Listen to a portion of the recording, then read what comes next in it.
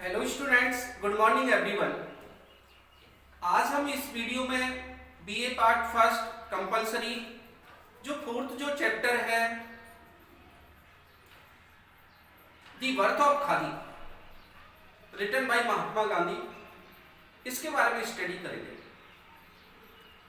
सबसे पहले मैं महात्मा गांधी के बारे में कुछ बता देता हूं कि महात्मा गांधी के बारे में तो जितना बोला जाए वो कम है। इनका जन्म 2 अक्टूबर 1869 को गुजरात में काठियावाड़ नामक जगह पर हुआ। इनके पिता का नाम मोहनदास, इनकी मदर का नाम पुतलीबाई और इनकी पत्नी का नाम कस्तूरबा था।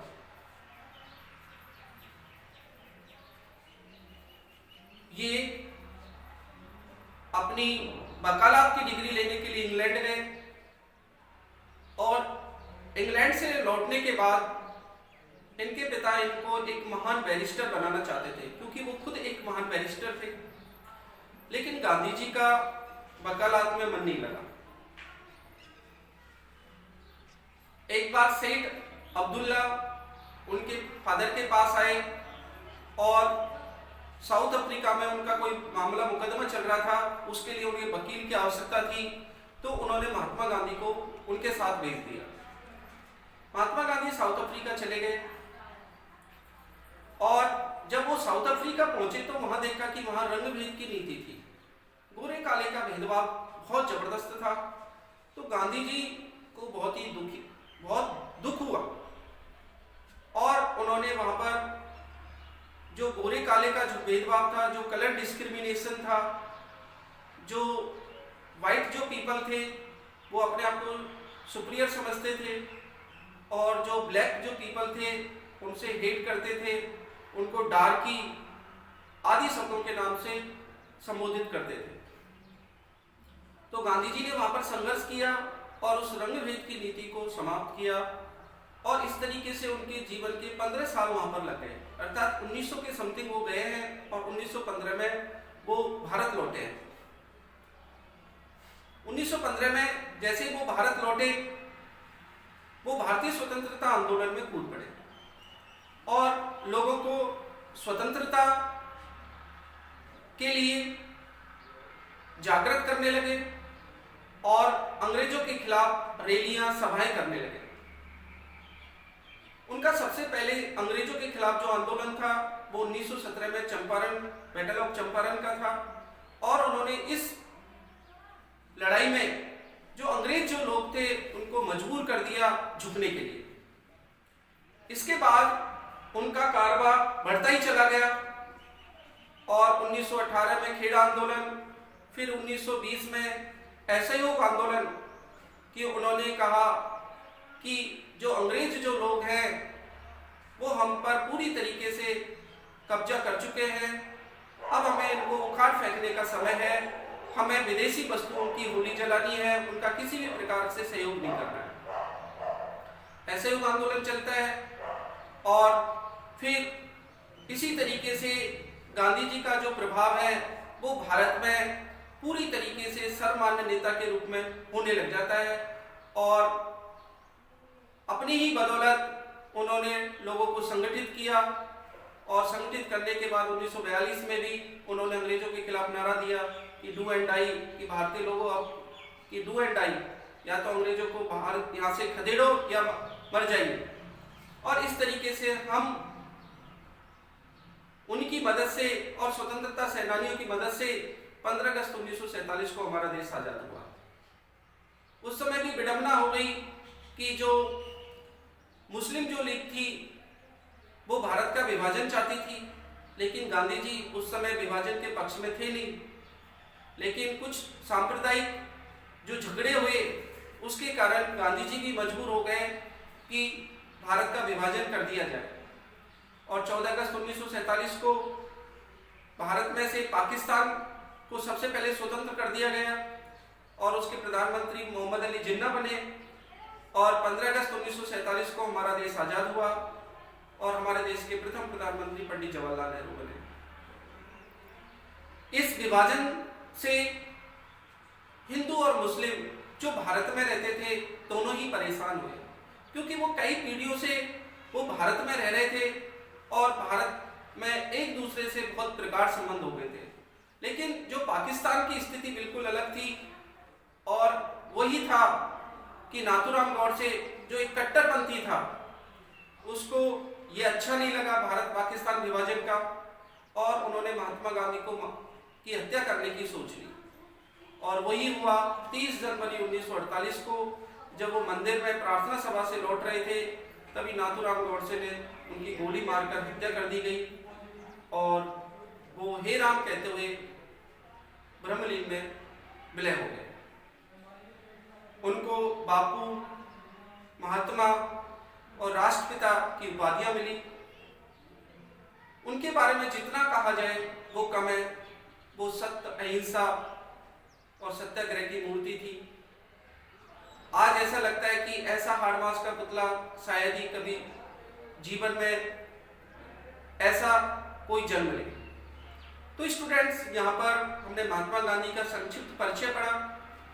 अब हम जो चैप्टर है दी बर्थ ऑफ खादी, इसकी स्टडी करते हैं। गांधी जी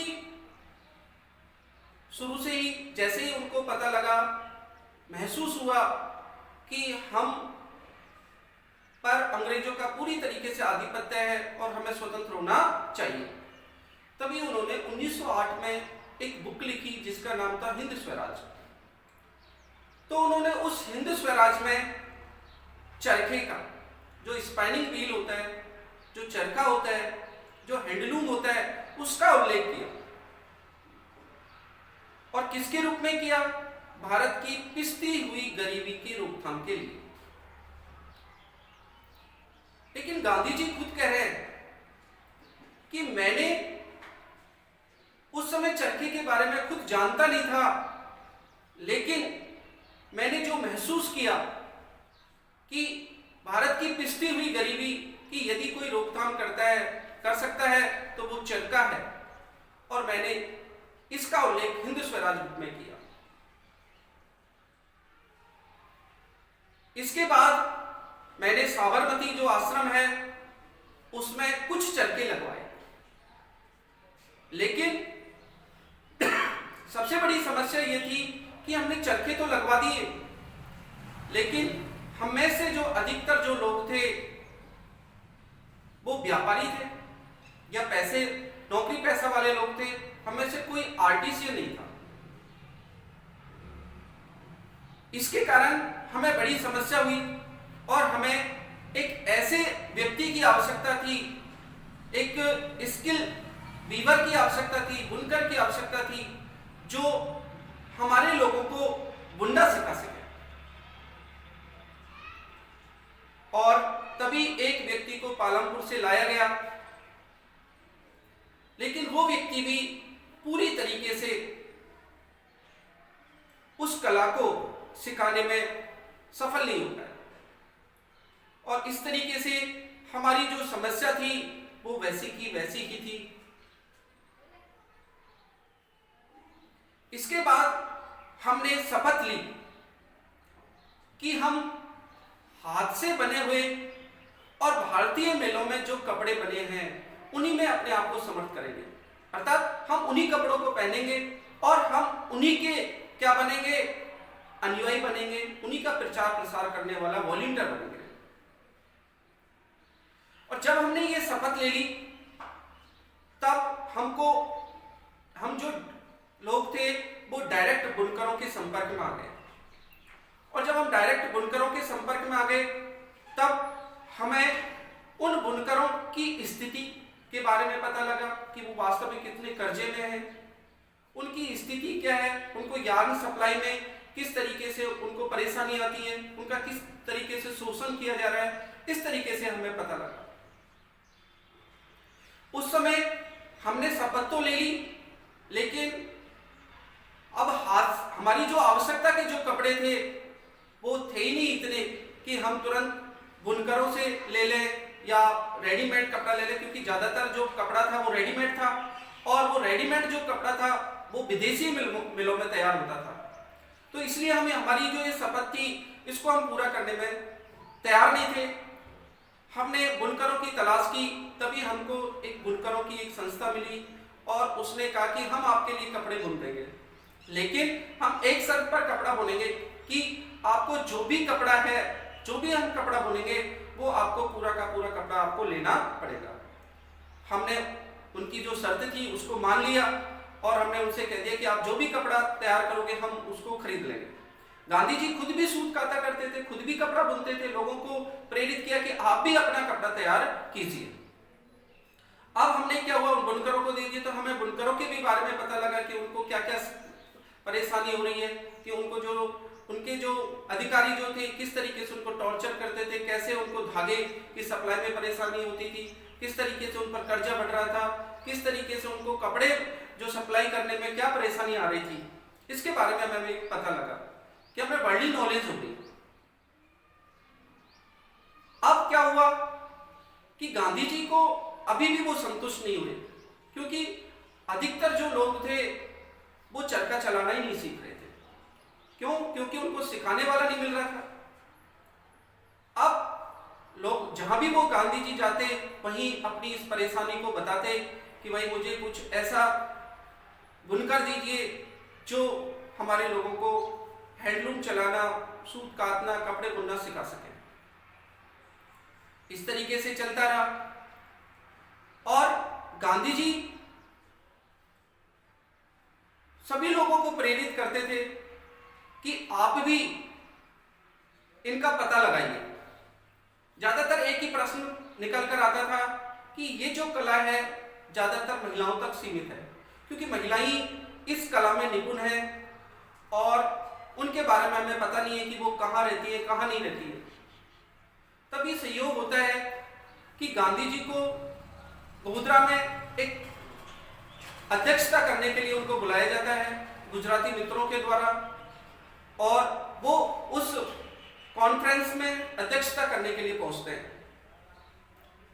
अब वहीं पर गंगा बहन मजूमदार नाम की एक लेडी आती है और जब कॉन्फ्रेंस जब समाप्त हो जाती है तो गांधी जी की मुलाकात गंगा बहन मजूमदार से होती है, और वो तो हमेशा अपने इसी प्रश्न को सबके सामने रख देते थे कि भाई मेरी इस मामले में हेल्प कीजिए। तभी गंगा बहन मजूमदार ने कहा कि मैं आपकी इस समस्या का समाधान मैं कर दूंगी, और गांधी जी को बहुत ही आश्वासन दिया। गांधी जी भी उनसे बिल्कुल प्रसन्न हुए और गांधी जी ने देखा कि उनके बारे में कि वो एक विडो है और फिजिकल जो उनकी बॉडी थी वो भी अच्छी थी, उनको कोई एस्कॉर्ट, कोई बॉडीगार्ड की आवश्यकता नहीं थी, और वो पहले से अनटचेबल, जो मतलब छुआछूत का जो उस समय बुराई थी उससे बिल्कुल अलग हो चुकी थी। इस तरीके से गंगा बहन मजूमदार ने उनको आश्वासन करके उनके इस बर्डन को, इस जो टेंशन थी, जो भार था, उसको कम कर दिया। तो स्टूडेंट्स, यहीं पर ये पाठ समाप्त होता है। आई होप कि आपको ये वीडियो अच्छी लगी होगी। यदि आपको ये वीडियो अच्छी लगे तो प्लीज़ इसे लाइक करें, सब्सक्राइब करें, शेयर करें। Thank you very much.